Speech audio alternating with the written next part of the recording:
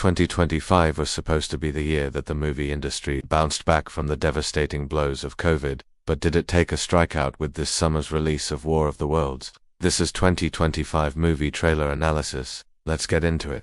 On June 2025, in the midst of a raging war between writers and actors, Paramount Pictures decided to throw caution to the wind and release their big-budget adaptation of the H.G. Wells classic War of the Worlds.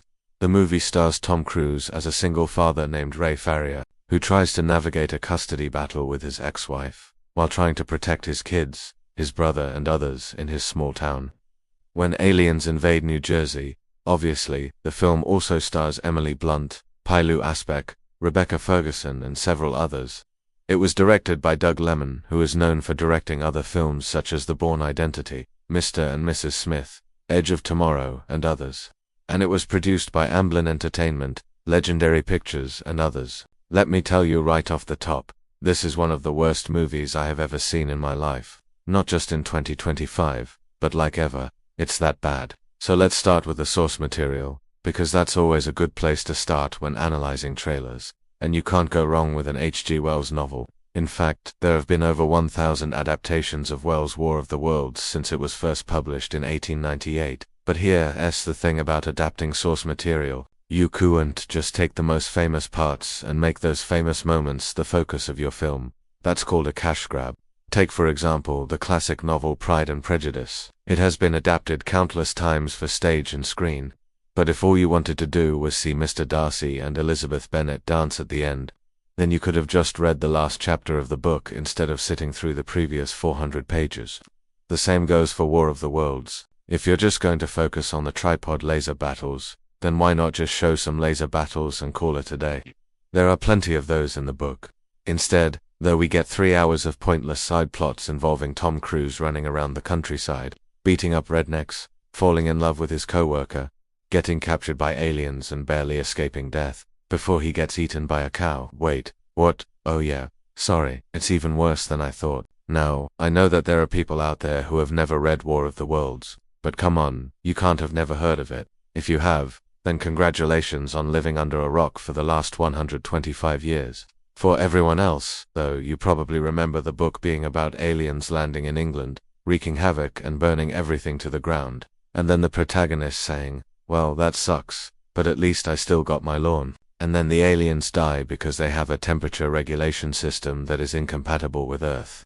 That is a very brief summary of the plot. But the point is that what people expect when they pay to see a War of the Worlds movie. They want to see aliens invade Earth and destroy everything. And the most exciting part of the story is that the aliens might lose because they have a temperature regulation system that is incompatible with Earth. Yeah, that sounds crazy, but it's true. Anyway, the point is that the audience knows the fate of the characters and the world from the very beginning. The aliens are gonna lose, everyone's gonna die, but at least the Earth is safe. And yet this movie somehow manages to suck. Now you may be wondering, how can a movie suck if the audience already knows the outcome? Well, it's simple. All you have to do is find a way to make the outcome seem less satisfying. For example, what if instead of the alien invaders dying because of their temperature regulation system, they died because the human characters used their ingenuity to beat them? Or better yet, what if the alien invaders lost because the human characters simply ran away? That would be pretty funny, actually. And for bonus points, tell me in the comments which iconic movie does that remind you of. What if instead of the alien invaders dying because of their temperature regulation system, or because the human characters used their ingenuity to beat them, or because the human characters simply ran away, what if the alien invaders just kept invading? And despite all of their technology, all of their weapons, all of their strength and power, they just kept losing over and over and over again until the movie ended with all of humanity wiped out except for one guy and his kid, who were saved by a talking tree. No, seriously, that happens, and the tree saves them by sacrificing itself. Okay, now I'm making stuff up, but the point is that all of these scenarios are less satisfying than the original ending, where the aliens simply lose because of their own incompetence. The second problem with the movie is its complete lack of originality. Everything in this movie has been done before in every other alien invasion movie. The only difference is that this one is set during the summer, so we get to see lots of sweaty, hairy legs. Now there's nothing wrong with that. I love a nice sweaty hairy leg as much as the next guy. But this movie isn't trying to be funny, it's trying to be taken seriously, and yet it's full of jokes that fall flat.